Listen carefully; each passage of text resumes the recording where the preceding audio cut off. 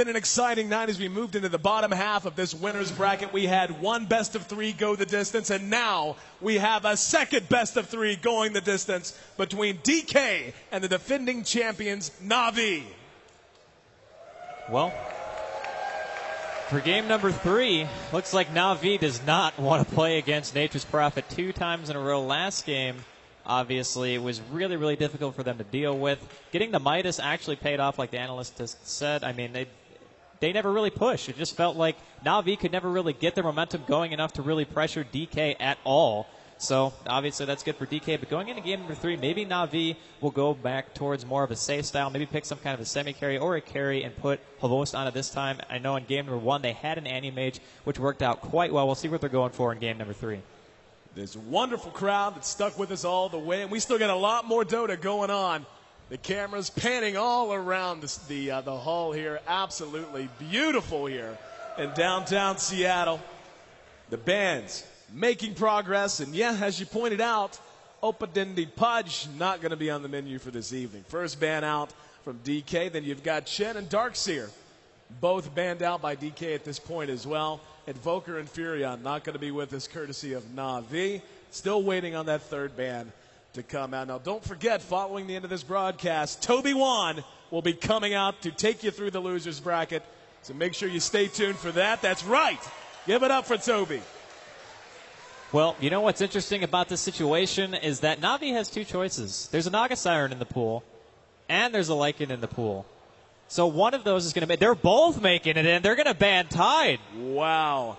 Naga Siren makes it through, and she's first picked. No surprise there. And Na'Vi, one of the few things that can actually counter Naga in a decent way, Tidehunter, banned out by their own hand. Had to know what they were doing. We'll see what the response is going to be. They just are big believers in Lycan and Rubik, apparently. Well, I mean, Rubik has shown this tournament to be very powerful in a multitude of situations, regardless of whether you solo him, mid, support him. Rubik is just a phenomenally good hero in almost every situation. Lycan, I mean, last game we felt his presence a little bit, but it really felt like Puppey never was able to fight with his team or do enough split pushing to really cause DK any problems. When you have a Naga Siren first pick out from DK, I mean, that Naga Siren basically only has to be wherever the Lycan is, and he'll never be able to split push because of the way her ultimate works. I mean, that in itself is going to be a little bit difficult for Na'Vi to deal with. Of course, there are still a lot more picks to go here. DK looking to pick up 2 more right now. Well, whenever you let a Naga Siren through, you basically sign your own death warrant once you get into the ultra late game. It's not so much that she's a great carry. Don't get me wrong, she is a great carry. And it's not that she's horrible in the early or mid game. It's not that. It's the 60-second cooldown on that unbelievably powerful ultimate. And now that you have Tidehunter already out, one of the few ways to try and counter-initiate out of that. The longer this game goes, Na'Vi is going to end up in a lot of trouble. And again, that says nothing of her carry potential, which is absolutely through the roof. Get a heart build on her, get a diffusal blade build on her. And you know what? Surprises keep coming. DK wants to go with Enigma and Dazzle. A Dazzle, a hero we don't get to see a whole lot. Honestly, his early and mid game is very, very good. You have things like Shallow Grave. It pretty much guarantees you can't die for 5 seconds. Shadow Wave, which can push really, really well if you level that up. And then you have Poison Touch on top of that, which basically is one of, I would say, the better crowd control abilities at about level 5 because you need to get the set time a little bit higher to ensure that it gives you the maximum amount of slow. So we'll see what kind of build they're going for. And don't forget, Dazzle's ultimate is one of the best teamfight ultimates as long as you land it on a decent amount of heroes. The more armor you lose, basically, the better it becomes. And that's what makes him such a mid-game threat. I mean, 12 armor max at level 1 that you potentially lose from standing and fighting. If you take a prolonged fight against a Dazzle, it's going to be pretty hard to come out on top. Well, let's just take stock of where DK is right now. They've already got their Siren, their Enigma, and their Dazzle. All the team fights you could ever want right there. Na'Vi picks up Leshrac. Awesome pick. Rubik and Lycan, they speak for themselves. Let's talk about where DK may want to go from here. Do they continue to build with these carry-ish heroes that can add to that team fight, or do they go ahead and pick up a true secondary carry, such as, well, Morphling's gone now, Druid's still in the pool as well, or do you go with something perhaps like a Brewmaster? Brewmaster's going to give you a lot of strength in the early laning phase, a lot of versatility as well, not to mention what he's going to be able to do to shut down on Lycan, to shut down on Leshrac once he does hit level 6 and get his split. To me, that's probably the direction that I would go, but then again, I'm not DK. Well, DK at this point has a lot of options. I mean, they have a hero who can long lane. They have a hero who can jungle. They're going to go ahead and ban out Sand King as their last ban. But already having a Dazzle, usually when you see Dazzle, it's more of a mid-game centric strategy. And, of course, Naga Siren does play into that a little bit. Her Mirror Images and Snare Riptide, all great abilities in their own right. And, of course, her ultimate, probably the thing that most people hate playing against the most. You know, you have a keyboard, and then you see Naga Siren ult, and then you break your keyboard. So at least I've done that at least once or twice. But Veno actually going to be picked up here, so they're going for a double support. And I'm not sure if they're going to be picking a mid-last or what. But you know what's really interesting about this lineup is that usually whenever I see a Dazzle, I just think Dirge is coming, like, every single time. Right. Queen of Pain still in the pool as well. Speaking of the search for a mid, Na'Vi with Rubik, Lycan, Leshrac, Beastmaster. Beastmaster most likely going to be our long lane. Lycan in the jungle. Could see a mid Rubik. Could see a mid farming Leshrac as well. We'll see how they want to prioritize it. There's a lot of flexibility in what's going on with Na'Vi. Naga Siren usually going to be a part of a tri-lane unless you just want to put her in a duo lane that you're confident is going to be up against a solo lane. So we'll have to wait and see. Enigma usually, again, played out of the jungle by virtue of the fact that he is just one of the fastest junglers in the game right now. Venomancer and Dazzle. Veno so strong during the laning phase, so they could feasibly run a mid-Dazzle with an Enigma in the jungle. Actually, no. I guess Enigma could long lane as well. It's hard to call. We'll have to see how DK wants to wind this up. I feel like he will long lane with the lineup that DK is running at this point. You know what else, too, that's really important to keep in mind is Shallow Grave is amazing against the Lycan. Because it basically wastes almost a third of his ultimate just because of the fact that you can't actually kill the person who's Grave. So as long as a Dazzle player is on his A game, it's going to be really tough for that Lycan to really try to do anything during team fights. But on the flip side, Na'Vi also has a Beastmaster, so depending on what target they want to go on, of course, Roar Stun at least going through BKB, so Enigma's going to be hard-pressed to get his ultimates off. I mean, right now, it's looking pretty even. The only discrepancy is going to be Naga Siren versus a Lycan, and Brew is going to round out the lineups for DK, so there you go. Apparently, you might not be in DK, but you can guess what they're going to pick. Newest recruit right here. Yeah, right. Anti-Mage going to round things out for Na'Vi. Havost going to be playing our Anti-Mage, Light of Heaven playing Beastmaster, so on and so forth. I'd like to run through my lineups in the game, so we'll do that. But we are going to have Dindy on Rubik, and this could be a lot of fun. Thank you for joining us on Dota TV via stream and, of course, live here in beautiful Benaroyo Hall in Seattle. Crowd, make some noise for these two teams. And this game's definitely going to be exciting. You have DK. And, I mean, in game number 2, we saw Na'Vi's lineup, and they had the Enigma, they had the Puck, they had the Sand King, they had crazy mid-game. And DK is kind of in the same situation in game number 3, except for the fact that they have a Naga Siren to fall back on. So while their mid-game is still ridiculously strong, they're not going all in on it, and I think that kind of just signifies the safer style that DK usually adopts whenever they play these games. And I think that right now, if it does go super late, Anti-Mage versus a Naga Siren, you're going to have Lycan 2 to keep in mind with and the Brewmaster. It's going to be like 2 carries versus 2 carries, and Brew being more of a semi, I suppose. He does fall off slightly in the late part of the game, and once you pick up your Drum, your Vlads, your Scepter, that's pretty much your core, whereas heroes like Anti-Mage just scale indefinitely until your inventory is completely full. Both teams making their way up to the top lane, and we'll see if they're going to converge. Wolf spots ROTK rounding the corner. Havost leading the way. He's going to go ahead and convert the Wolf. And, yeah, they're just going to ping down the Eidolons. Out go the Axes. Here comes Super. Gale's going to catch 2. Havost not caught. Light of Heaven and Dindy are. Na'Vi withdraws. Couple more of the Wolves there. Good split earth. Buy some time. Now the telekinesis. Here we go. Big fight. Light of Heaven's in some trouble. Super hanging around as long as he can. Puppy's going to drop. There's our first blood. Blink away by Havost. And Na'Vi comes up wanting. They're not done. They're going to land a Gale on AA. AA in trouble trying to get to the tower. The clap goes off. Make it 2 kills. Here's Havost. He wants, big grave. Super stays alive, and Havost barely able to keep himself safe under the tower. DK takes a commanding lead just as the game begins. Taking out Puppy in that situation was good enough, but I mean, they killed Arstar too. That makes it even better. 2-0 before the first creep wave even spawns. that's the kind of start that DK is looking for. They are going to have the Enigma soloing top right now against, I guess, almost a tri-lane coming out of Na'Vi. Puppey's probably not going to make too many lane appearances here, but on the bright side, they will be able to apply a lot of pressure to the tower once that Lycan gets a handful of levels. Of course, Edict going to be leveled up here too on the Shrek once he gets to level 2, and just really, really excellent play overall coming out of DK. Dindy, a little harassment on Super there. Looks like it is going to be Dindy on Super here in mid at the moment. Top lane. Oh, Enigma is going to drop. Na'Vi gets on the board. Long DD, going to run into Puppey.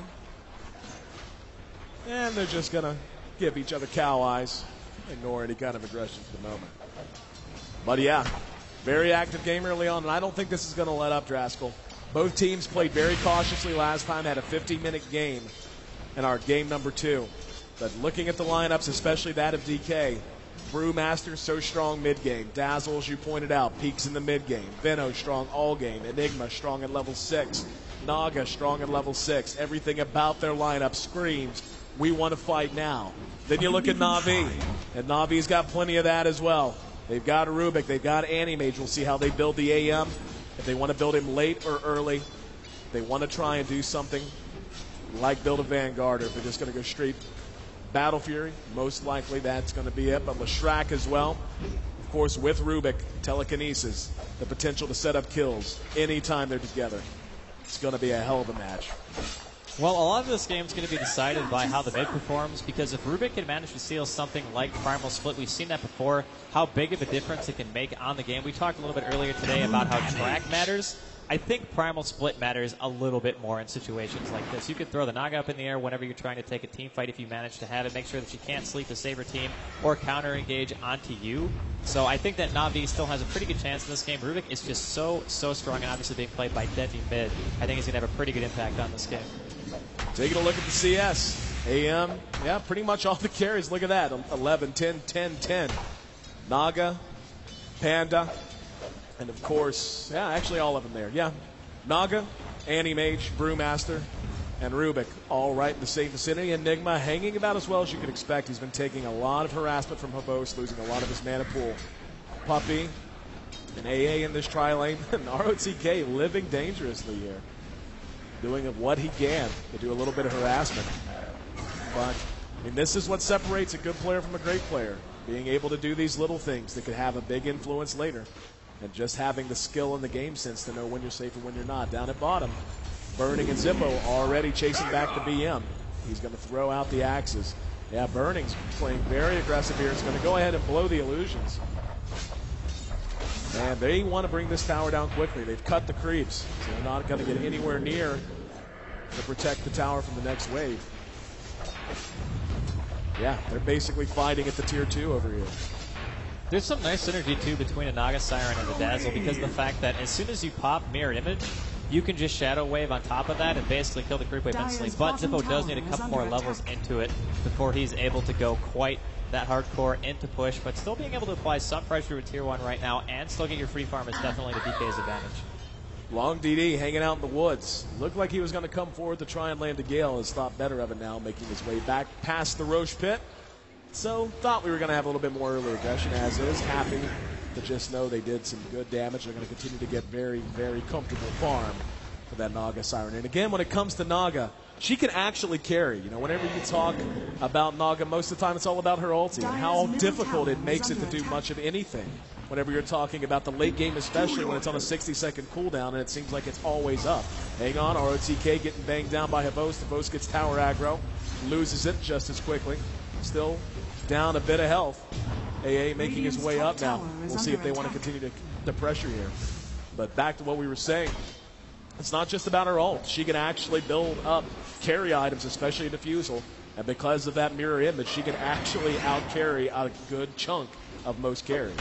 Well, it's because of Mirrored Image, the way it scales into the late game, 45% of your damage. I mean, that is absolutely insane. Some heroes will get ensnared, one Riptide, and you're basically dead at that point because of just how much extra damage you take from those illusions. So, I mean, that's why Naga Siren is just considered one of those really, really strong heroes that you don't normally see make it into the draft at all. But apparently Na'Vi, I mean, you got to know that the Naga Siren first pick's coming out whenever you see it make it through, but they're going to think that Lycan's good enough to stop him. ROTK continuing to live on the edge, actually throws out a Malefice, keeping Avost off his comfort zone. Super continues to take a little bit of harassment here from Dindi. Dindy's already up to his bottle. 33 last hits for Lycan, again bloated, largely because he is in the jungle. Behind that, Naga Siren leading the way with 30. Then we have 26 on the Anti-Mage, 24 on Brew, 20 on Enigma, which is actually really strong given the situation he's been in. He's been up against a tri-lane, killed some jungle creeps here and there, but largely has just been converting lane creeps and killing them. Ooh, that's why we say he's been living riskily. Well, whenever he can get away from a gank like that, it's always going to be good. He actually is 2-1 right now, and he has 20 CS on top of that. So for a long laner against a dual lane, basically with a support, that if you get stunned once, especially now that Anti-Mage is 6 and has Mana Void, it's not going to be a good day for you. So, I mean, top lane's definitely doing an excellent job from DK. Of course, as soon as I say that, RTK is going to cut out a little bit, but he's just going to be forced back to the tower. And this is kind of a start that DK is going to be looking for. Their lanes, once again, very efficient. They're not really super far ahead in terms of gold or anything like that. They're actually behind in experience. So while Na'Vi is getting more experience because of their jungle Lycan, the gold advantage is going to DK. Take a look at our gold graph. We can see slightly on the side of DK, but at 6.5 minutes, not really much you can expect. 2-1 remains the kill score. We had a lot of fireworks early, and I thought the aggression was going to continue. Looks like both teams instead are looking to try and hit some kind of a timing window. They want to make sure that whenever they do commit to some kind of aggression, they do it when they're most comfortable. As is, that's just not the moment. Enigma, 1 level away, about half a level away from having his black hole available.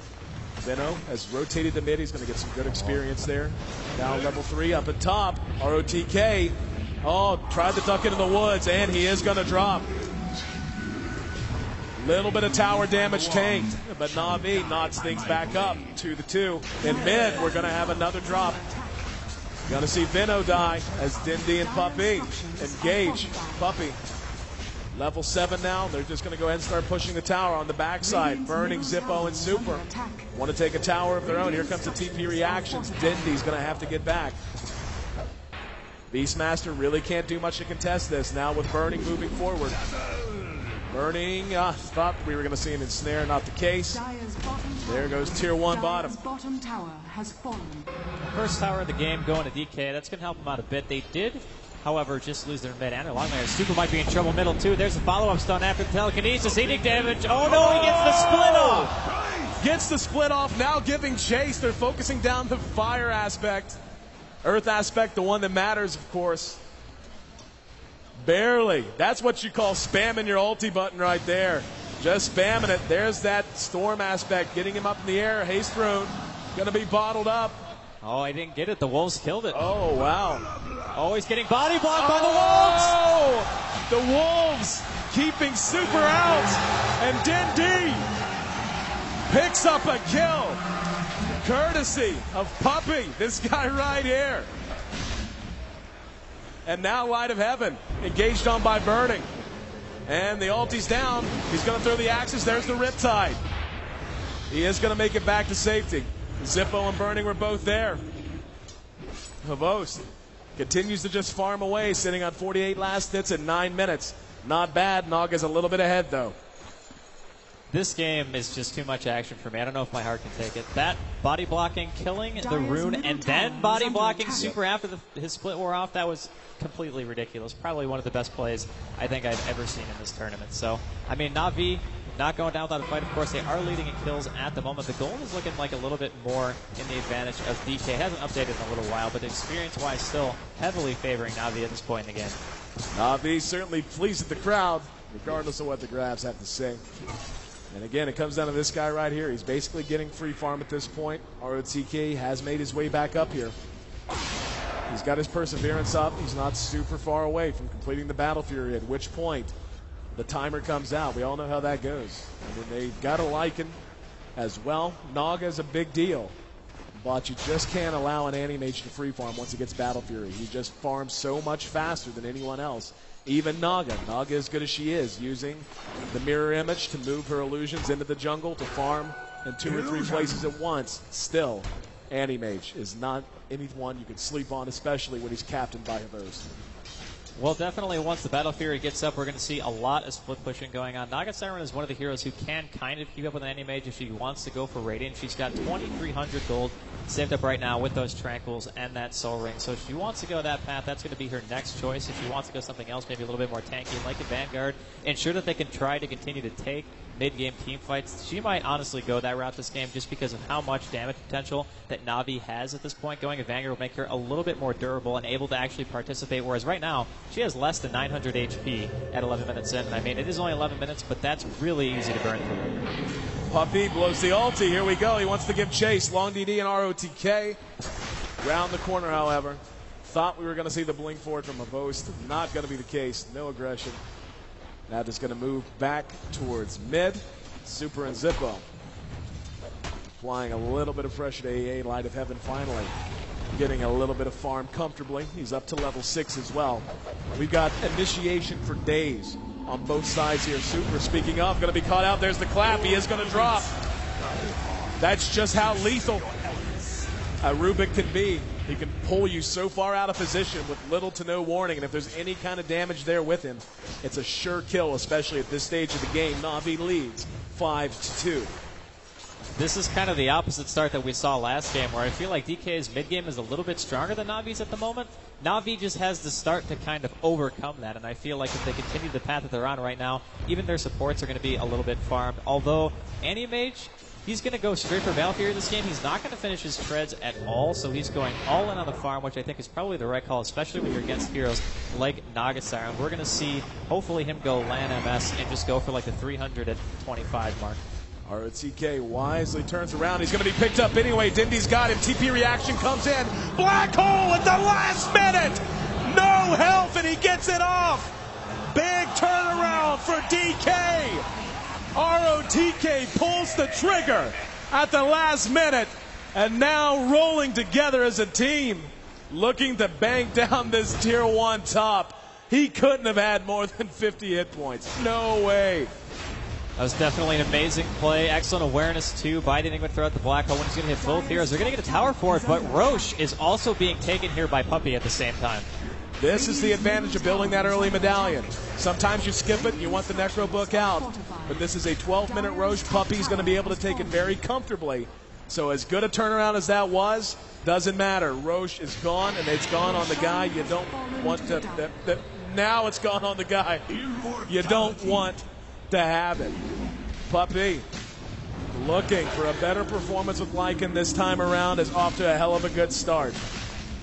Yeah, this game is looking a lot better for Na'Vi. A little bit of over-aggression, actually, that ended up getting Havost killed top lane. He didn't even get his Mana Void off because of the follow-up stun coming out from the Earth Split. I mean, it was just phenomenal coordination from DK, and you kind of have to respect that on a stage this big, but still always awesome to see. Now, DK just seemingly on the aggressive right now. They want to keep pushing, even without Black Hole. They are going to go ahead and push very aggressively. And looks like they should have a chance to take this. Yeah, there's really... Puppey was so low in health. I don't know that he could even join the fight right now. He's making his way back to base. No way he could even be a part of that. And DK says, you know what? You took a Roche, that's fine. We're going to try and take 2 towers. There's the MVP Wolves. Hanging out, trying to body block some more. DK has not abandoned mid lane yet. Little axe spam out from Light of Heaven, trying to buy some time. Here comes the TP reaction. Looks like that's going to be enough to force DK to take their exit. Taking a look at the gold graph, we can see it's still in favor of the Radiant. Very violent shifts so far, but the shifts are relatively small. Only 1,500 gold separating these two squads. Not even 1,500. We're at 15 minutes, and it's going to be a question of who wants to pour the aggression on more. Either team at this point has a chance to be aggressive. Havost very close to his Battle Fury, should have it done momentarily. And here's Puppey leading the charge for Na'Vi. DK setting up shop in the shadow of this tier 1. They are going to be able to defend it. This is the luxury that Na'Vi has above what DK has. The fact that once Havost gets that Battle Fury, it should be on the way, and it is. As soon as that Battle Fury is complete, they can afford to just buy him time. Naga Siren farms well, but not that well. Radiant's top tower Naga is Siren's under going to be attack. hard pressed to go with an Anti-Mage in any situation, but especially when the Anti-Mage has his Battle Fury at under 15 minutes. I mean, that's going to be twice as hard. The one nice thing that DK has is that their defense of towers is really good. Dazzle Ultimate is an excellent deterrent, and actually, of course, as I say, that Creeps actually managed to get the kill top lane on the first tier tower. So Na'Vi getting a little bit of extra gold, but again, about Dazzle, when you get weaved, you can't really take team fights anymore, especially when you have as much physical damage output as DK does. Plus, you have to also consider Riptide on top of that. So that's -5 on top of whatever the Dazzle Ultimate takes away, considering the duration. I mean, that's just so difficult to push into in itself. I think DK has a great defensive team. They do have late game with their Naga Siren, and they have mid game as well. Just a really solid draft. But Na'Vi, of course, still leading because of the fact that they are, experience-wise, quite a ways ahead. In terms of gold, though, they're actually behind at the moment. But I feel like experience at this point might be a little bit more important. You have heroes like Leshrac and Rubik who really need those levels. DK taking a very aggressive posture, rattling their saber. Here as they cross the river onto the dire side of mid lane. Naga farming up, and this is more posturing. It's basically the same thing Na'Vi was doing earlier. Buying time for Naga to safely farm. They may, if they can get a pick, that's fine. If they can even push safely and they feel that way, they will. But right now, this is all about asserting their sphere of influence all across the map and making sure that Naga stays safe and that they do not come out on the back foot. Puppey's going to be caught for a moment. And Rubik grabs ROTK. Split Earth follow-up. They're going to get him. They get him with the roar. Shallow Grave buys him some time. Off goes the ulti. Puppey blows the ulti. And here we go. Black Hole for the second time at the last minute. They still managed to pick him off. Anti-Mage just joined the fray. The clap went out from Brewmaster. He's in his separate aspects. Light of Heaven giving chase. Zippo in trouble. He can't fight it off. But there's Naga to shut the whole thing Radiant's down. top tower is under attack. Naga Siren, the buzzkill, shuts down an unbelievably exciting pursuit. Na'Vi, though, is going to get a tower out of it at the very least. They're still going to be more than happy with that exchange. They get a tower, they get a handful of kills, and Naga Siren is kind of the party pooper in this situation, but still, you got to give it to Burning. That TP was pretty much necessary. Had he not come right there, the rest of his team would have dropped for sure. And as good as the Black Hole was, Shallow Grave was perfectly timed. It just wasn't quite enough to keep him alive. Puppey didn't lose his Aegis either, and now Na'Vi's looking to rotate bottom to potentially take the tier 1. Na'Vi, very strong performance there. The power of Naga put on full display for us there as well. ROTK is going to get back to safety. Oh, Rubik just stole Black Hole. Dendi with the clutch steal. They're going to have it up and ready. Brew's got his blink as well. Oh, wow. This next fight is going to be a doozy. And they're going to want to fight soon. Necrobook's almost up for Puppey. He's still got the Aegis. He wants to use that before it goes away. Half time Radiant's bottom left tower on it is right under now. attack. Dendi, the man to watch. Always the man to watch, but now we get to watch him handle Black Hole as Rubik. The next team fight's going to be exciting for sure. It's going to be who gets the better Black Hole. And, of course, Dendi already with the forward stab. We're going to see a deny on bottom lane as well. Unfortunately, Havos not able to get that. Burning finishes Radiance, too, which is going to help out a lot. And it looks like Anti-Mage just doesn't care. He's like, you know what, you have a Radiance, that's fine. I have a Battle Fury, and you can't really right-click trade with me with no mana. Yep. Thinks better of it, though. Realizes, oh, there's an ensnare that's going to come out. Enigma's on the backside. He's got blink up. There's the Malefice. He is going to blink away. Still taking instances of stun. Trying to make a run for it. Is going to go ahead. Yep, now he's going to get away. Very narrowly avoiding a kill there. Lycan finishes his Necrobook in the meantime. Na'Vi again. Roche at about halftime. They're going to be looking to use that Aegis before it burns itself away. Well, being on the Dire side gives you the advantage, especially with a hero like Lycan. You can just kill Roche in like 30 seconds, maybe less, because of the fact that you already have Lycan in itself, who does a tremendous amount of damage. You have Medallion on top of that. It looks like we could potentially see some action. Oh, nice stun. Rubik picks him up to ensure the kill. And Na'Vi gets a clutch push there, just running around de-warding. And they get a free kill for their business. Na'Vi Now moving down towards the bottom lane. 3 members of DK are there. Burning, ROTK, and Zippo. TP reaction heading to top. Burning. Again with that radiance, it's been done for quite some time. Going to continue to farm himself middle up. lane. Middle lane looks like we are going to have Super in trouble. Avost giving chase with a DD popped. That's a lot of damage he's doing. If he hits, and he does. TP reaction, in comes Zippo. Brave not needed, needs to be careful though. Illusion still do a lot of damage, and ROTK gets picked off, wandering through the wrong part of the jungle at the wrong time. Na'Vi up to 9-4, and they are just absolutely seizing control of the mid game, Draskell. Unfortunately for Super, at least, instead of losing 2 heroes right there, Havos actually missed an auto attack because of Drunken Brawler. If that had landed, I think he would have been in range to just Mana Void and freely kill. But still, a little bit of a defensive play coming out from Havos. Didn't want to get caught out by anybody else in DK. Just wanted to go ahead and back up, play it safe. And I think that Na'Vi is going to have no problems pushing into this Tier 2. Tier 2 melting just as quickly as you can say so. Edict plus Lycan, now Puppy's pissed off, making a run. Looking for a long DD.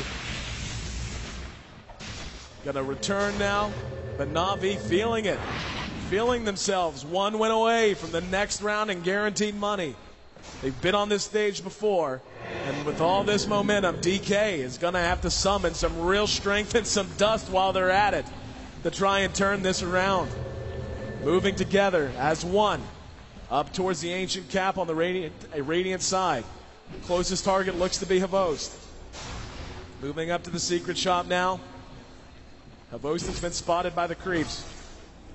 They are going to make a run at him, it seems. Long DD, ROTK coming out. They're going to meet up with Zippo, already waiting. Burning's there. Havost is over in the edge. Has he been spotted? No, he saw the Radiance burn, realized Naga was close by. They're going to try and cut him off. Havost is going to stay safe. Gets one last blink off as DK turns around. Very close to a turnaround. But Burning just goes back to farming. Burning actually way ahead of Animage at this point. 189 to 144. Havos has been spending a lot of time around the map this game, just trying to force team fights and things like that for his team, but that's really not where Animage's strength lies, just in the ability to split push waves as hard as you can. And I suppose mid and bottom were pushed in pretty far regardless, but now he's got a little bit of open lane to farm.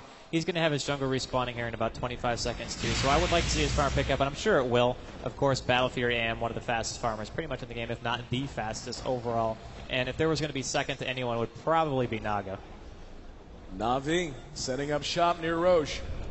Here it comes. Big boy is up. Puppy doesn't waste any time at all. Moves immediately into the pit. Light of Heaven's there with him. No wards at all out of DK. DK's in the dark. They had to know, though. There's no way they don't know this is going on. They have to know, and they're just going to let it go. Just want to take their chances.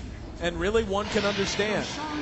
If they feel like they just need to get Naga where he needs to be, just need to get Enigma in good position, you can understand why the Aegis just doesn't mean that much. Naga has that much influence.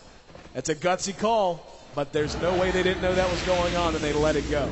The problem lies now in that they really can't ever focus the Lycan. It's pretty much impossible. If they do that, then they're basically guaranteeing that the rest of Na'Vi is going to be alive, able to use their spells in succession pretty much for free, and you can't really make that kind of commitment, especially considering if Puppy just pops his ultimate after he loses his Aegis, then he's going to be in the fight pretty much to win it. And already having an Necronomicon 3 on top of that, he's level 15 at 24 minutes with 173 CS, third highest in the game, just got passed up by his teammate Animage, and I think that Na'Vi is just looking spectacular in game number 3. They really are. Na'Vi hitting their stride 24 minutes in.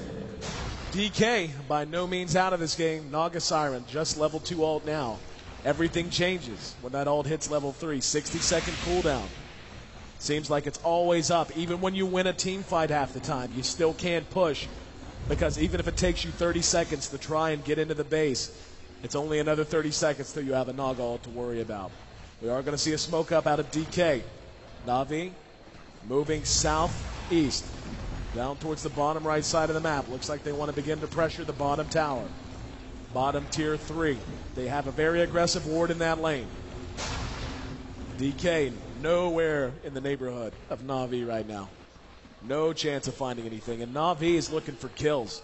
You see the ward placement. Just look at these 3 wards. One right here, and one here. They want to win this game by killing a lot of people and then killing a lot of towers afterwards. This time they're going to be able to kill towers without even having to worry about killing people. Well, trading towers with a team that Na'Vi has, I mean, they're going to get outpushed for sure. There's no way. They have to try to TP back to defend, and they know it for sure, too. They're going to trade 1 for 1, but now, I mean, this Rax, they don't have Glyph anymore. Here's Burning. Burning blows the ulti. However, Na'Vi is spread way out. This is beautiful positioning, basically a wasted ult. Burning did what he could. It doesn't matter. Na'Vi is undeterred. They bring the tower down. Puppey blows the ult. He wants to get in the fight. Super. He has his ult up if he wants it, and there it is. There's the split. Probably going to take Puppey out of the fight if he can. Burning, using the Radiance damage to try and manage this. Long DD misses on the Gale. Havos blinks back out, but as it stands, Na'Vi in total control. Up goes Beastmaster. Puppey takes a rock in the face. There's the big roar, ROTK. Oh, what an unbelievable Shallow Grave. And the black hole, but no! Taken up out of the air. Taken up out of the air by Dendi, who stole the Brewmaster ultimate. Na'Vi has had everything go their way this fight. The buyback from Brew. Down goes the melee Rax. Burning's in the air. He's going to come back down, and he is going to drop. Dendi and Na'Vi are not abandoning the fight. Still moving. Triple kill now for Havost. Havost has gone absolutely bonkers, as has Dendi. Stealing and he's going back in. Dendi with another telekinesis. ROTK is going to go down here. Looks like it's well, but an ultra kill for Animage. And the entirety of DK is down, and that is a rampage for Havost. And the good games come out.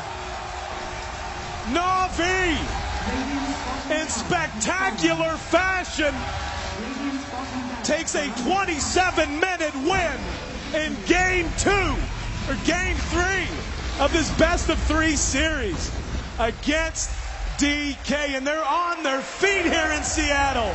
Standing ovation for the defending champions. Definitely deserved. Na'Vi played a spectacular game. Number 3. Here they come, guys. Give it up for Na'Vi.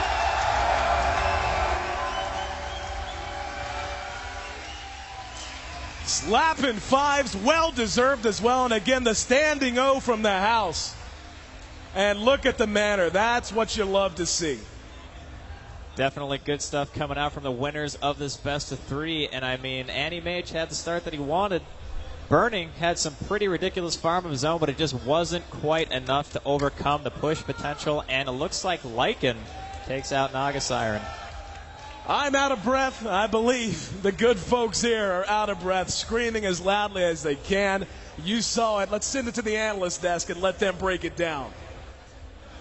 Thank you very much. Yeah, there you go. Na'Vi 2-1, and that's why people love Na'Vi. They didn't perform so well in groups, but they turned up and said, all right, winners bracket versus DK, the guys that got second in their group and went through 2-1 in just exciting games, I would say. Yeah, Na'Vi are exciting to say the least. That was incredible. That was one of the best endings to a game of the group stages for sure at this point. I mean, they gave away the Naga Siren, a hero that a lot of people are terrified to give away, but in exchange, they end up picking the Rubik and a Lycanthrope. I mean, that's not a bad trade, right? I mean, everybody says you got to just finish 14-0 in the group stage, but Na'Vi just shows you could just come out a little bit weak, but right now it's where it matters. Hey, as long as you make it to the winners bracket, exactly. It doesn't matter. And got now that money. Got they're that a top money, 8. baby. They get money now. They got that money. Yep, they got that money. And, of course, we're joined by Lumi, just so people want Luminous. I kidnap gods. I say Lumi. Isn't Lumi not okay? Lumi's fine. That means we're cool now. Ah, sweet. I call him noob personally, but I mean, Lumi's you can call me okay. Sarah. Lulu. All right, Sarah. All right. That's sexy. I know, right? Right. I've got the hair for it. So, all right, go on, continue. I was going to say the Rubik pick, it does a lot for them. I'm very interested by DK's choices here. They grabbed Brewmaster and Enigma after giving away a Rubik. You're basically choosing 2 of the most important teamfight skills in the game and saying, hey, you want to take these as well as the Naga Siren? You got picks on them, too. Yeah, like, I don't understand. What are you doing? Like, why would you pick 3 of the most incredible ultimates and say, yeah, you can have Rubik, though. It's fine. Don't forget Weave. That's a good one to take, too. No. Although we haven't seen it. No, too it's much. actually Shallow Grave, because Shallow Grave is the most powerful pretty non-ultimate good. skill in Pretty the good. game. In case you're wondering, search that video. All right, yeah, it was a fantastic game. And we'll talk a little bit more about the match when we come back, but we do have a winner's interview with DPM and Na'Vi Puppy. Here we go. Hey, DPM here, and I'm with Puppy from Na'Vi. Congratulations. I was just wondering, in Game 1, when you saw their lineup, were you pretty confident? Because it was quite early, mid-game reliant. I think we had a stronger pick either way. We really feel good playing like with anti-mage if the enemy don't have a better carry. And overall, they had a pick similar to IG, who played against us in the group stage. They had like this raw type of Luna push with Chen and Tinker, and it was like we knew that they're gonna do this. I think they threw away the game going hard lane a little bit, because there's no way I think they can win the hard lane. So overall, I think they made a mistake. Okay. In Game 3, were you a bit worried when they picked Naga Siren? No. We've been playing against Naga Siren like the whole day yesterday, before that. And I do hate the hero. Don't get me wrong. I do hate the hero. But you need to play against it in order to win. Okay, so a lot of people have been saying that the Chinese teams are really, really strong. So do you think they're going to change their minds now that you've beaten one? They might. But I still think the Chinese are really, really strong. DK is not the strongest team on this tournament. It is still IG and LGD. So, I mean, we have to go and beat them now. I mean, how hard can that be? We have a question from an awesome fan, Ozan. He wants to know if you guys have saved up strategies that you didn't use in the group stage so that you can use them in the elimination brackets. Well, we have like some ideas that we want to use. We're not like, I don't think it's like that I'm holding it back. It's like I don't have the chance to do it. The draft will show itself if I can do that strategy or not. For now, I have not been able to do those things, and it's just a matter of time till I can. But we've been comfortable with our best picks that are these, so it's okay. I'm fine with these picks too. Thank you very much, and back to you, James. Thank you there, DPM. We purposely chose our shortest interviewer to interview the tallest player of the tournament. We did that on purpose just for you guys at No, home. that was Puppy. Yeah. Goblin is is actually he? like 9 foot tall. If you guys haven't seen Goblin, check him out. The dude is massive. Okay. I assume Puppy was one of the tallest. He is. All right. So we can check out then some of the highlights from the match. There were plenty of them. Dendy was surely impressive on his Rubik, but we'll see what we've got for you here. But guys, what did you enjoy? Yeah, I mean, so this is the last team fight here. This is really where Na'Vi just sealed. This is incredible. So they go, it's a 4v9 game with this, 25 minutes in. It's really pretty close. We see a Sleep catches multiple heroes, but they're so far apart, there's not really a whole lot DK can do with this. Can't really initiate, hit any kind of black holes. There's no opportunity for a primal split there. They're just too far away. Puppy ends up dropping his ultimate and charging in, and really, I think the story here is that they're basically keeping Enigma and Super off. Super does finally drop his ultimate. Puppy, I'm not sure if he actually has a BKB or not at this point. I didn't actually see. But Havost is staying out of the battle, just kiting around, basically burning all of the time, pardon the phrase, burning all of the time away from the Pandaren Brewmaster ultimate there. So he doesn't actually get to do maximum effect. And by the time it runs out, then we see the roar on DK. The Shallow Grave keeps him alive for a little while. And we then see you a see Mecha there the saving stolen. him. And actually, the mecha is really what did it here, because we see a black hole that would have killed Puppy if not for that mechanism, and then they end up getting a Well, very it good game. was actually Rubik that stole the ultimate from Brewmaster and actually stopped that black hole as well. So Dendy just on his game today. He's had great games all three matches. When every single hero on the other team has an amazing ultimate to steal, you just click on one of them and see which one you get. It's basically the deal. So what did you make of the fight, Lumi? I mean, it felt like a sledgehammer that was coming, and there was no way to stop it. They had to try to use Naga Ultimate to set it up, but everybody's so spread out well, and there's no way. I just felt like at that point, I think they were just a little bit too far behind to really make anything happen. Yeah, Na'Vi look really good. Now, the problem here is they beat DK, and you heard Puppy mention this. They don't feel like DK is the strongest opponent in this tournament. Now they got to play IG. IG are really, really good. And even if they beat IG, there's a chance they have to play LGD after that. What kind of tournament is that? DK, IG, LGD? Yeah. That's like who invites the best teams to a $1.6 million tournament? What are you doing, man? Come but on. I mean, he How are said they that supposed to win? he said that LGD or IG and DK they just bet. They picked similar heroes. Yeah. So if they could pick DK I think they could beat IG as Yeah. well. Or Oh, at least I- get into their head a little bit here. I definitely think Yeah. they can beat IG. 100%, yes. All right, and we'll go to the winner bracket in just a moment. But Bruno, anything you want to tell us? Well, I was expecting the Wiz.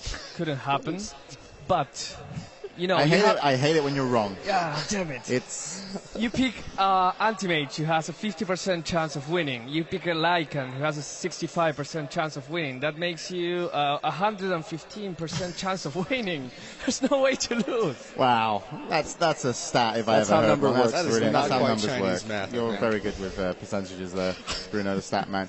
All right then, guys. So let's take a look then at the winners bracket and also what's coming up next. We've finished the winners bracket for today, but we've still got more matches.